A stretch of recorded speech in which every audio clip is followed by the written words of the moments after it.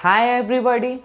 The screenshot shown on the screen is a screenshot of the question from the brilliant website and it is level 3 challenge. Today in this video I will show you the solution of this question, so keep watching. So the question said here is a rectangle and one semicircle drawn from the one side of the rectangle tangent to the opposite side of the rectangle, and same as another semicircle drawn from the opposite side of the rectangle tangent to another side of the rectangle. The problem is to find the area of figure which is mostly look like as the eye of Agamotto, or you can also say that problem is to find the area of the shaded region if one side of rectangle is 7.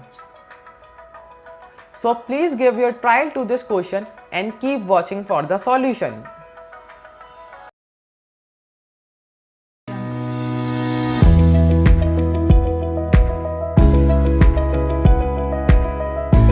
So here is our figure, and now we draw the radius of the upper semicircle to a tangential point, and we know that radius is perpendicular to a tangent, so it is perpendicular, and the angle shown in the figure let be x, and we know that opposite side of the rectangle are parallel, so x plus 90 degrees is equals to 180 degrees by co-interior angles. So x is also equal to 90 degrees.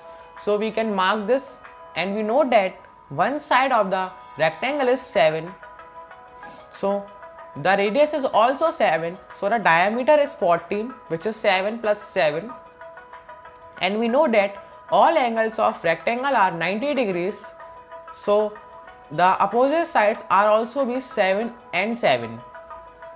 Now we look same figure, and now we draw the radius of the bottom semicircle to a tangential point, and we know that radius is perpendicular tangent, so it is perpendicular, and same we let the angle x which is shown in the figure, and we know that 90 plus 8x is equals to 180 degrees co-interior angles, so x is also equals to 90 degrees, so it is 90 degrees, and we know that side are 7, so radius is also 7, and it is 7 7, and again upper side is 7 plus 7.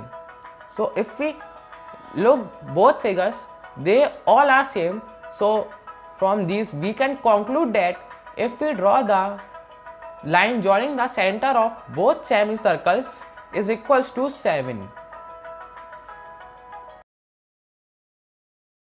Now for the solution we need to learn a theorem that I will tell you now.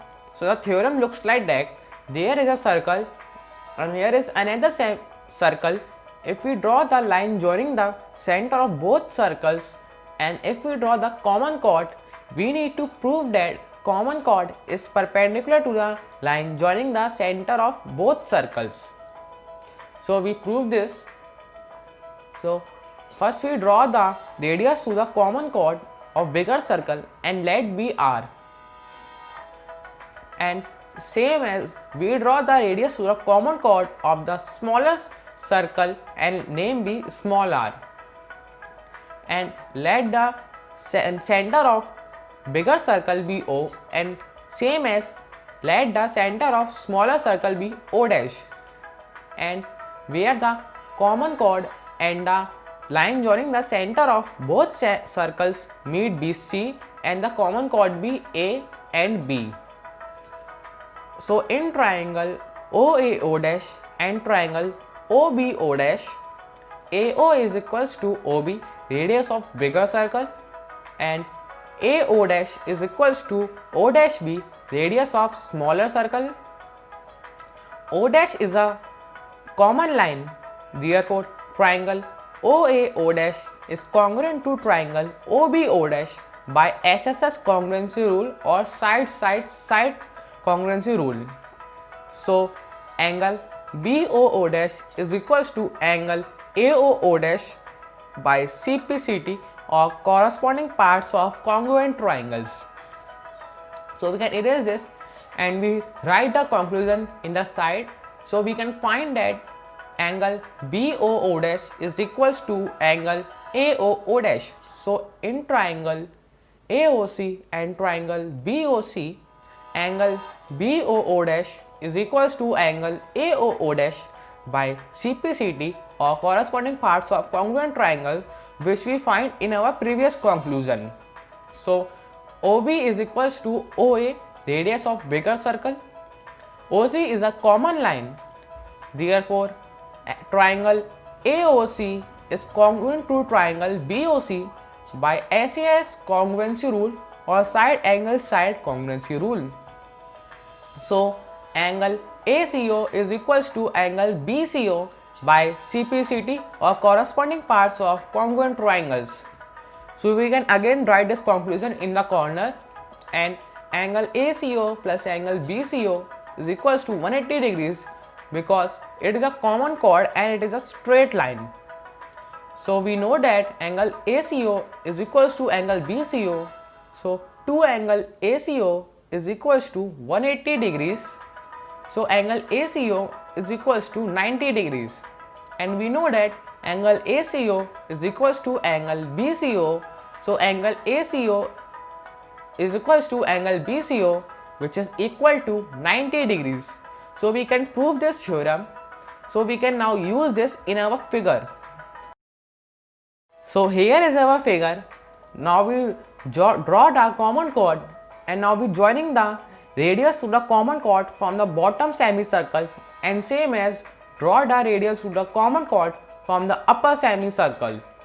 And we know that the sides are 7 and 14, and now we draw the line joining the center of both semicircles, and we know that this line is perpendicular to the common chord, which we prove in our theorem. So now we extend these semicircles and divide the part into some regions: the brown region, the yellow region, the sky region, and the purple region. And we know that radius is 7. So the lines which is shown in the figure are 7, 7 and 7. And we know that line joining the center of both semicircles is also 7, which we proved previous. So the sky region is an equilateral triangle because all sides are equal, which is equal to 7. So it is 60 degrees. And same in purple triangle, each side is 7. So every angle has to be 60 degrees. Now we taken out a region out, and we know that radius is 7 and 7, and we know that this region is a sector of a circle. So using the area of sector, so area of sector is equals to pi r square times theta divided by 360 degrees. So area of sector is equals to pi times 7 square times 120 degrees divided by 360 degrees. So area of sector is equals to pi times 49 divided by 363 degrees. So area of sector is equals to 49 pi divided by 3. So it is approximately equal to 51.31. And now we use another figure to find the area of yellow region. And we know that these angles are also 60 degrees. So area of this region minus area of this region is equals to area of yellow region. So we know that this region is an sector of a circle. So area of sector is equals to pi r square times theta divided by 360 degrees. So area of sector is equals to pi times 7 square times 60 degrees divided by 360 degrees. So area of sector is equals to pi times 49 divided by 6, and area of sector is approximately equal to 25.66. So area of this equilateral triangle is equals to under root 3 over 4 times r square. So area of this equilateral triangle is under root 3 over 4 times 49, which is approximately equal to 21.22. So area of yellow region is equals to 25.66 minus 21.22, which is equal to 4.44. So here is our figure, and we know that both yellow regions have equal areas because both are formed under same circle and both have equal chords. So area of this region is equals to area of this region plus 2 times of area of yellow region, and we previously found the area of these both regions. So 51.31 plus 2 times 4.44. So area of this region is equals to 60.19, and that is our correct answer. Thanks for watching your Maths and Physics guy. Please subscribe my channel, like my videos and share it. You can also send me questions on email. My email ID is mathguy192005@gmail.com.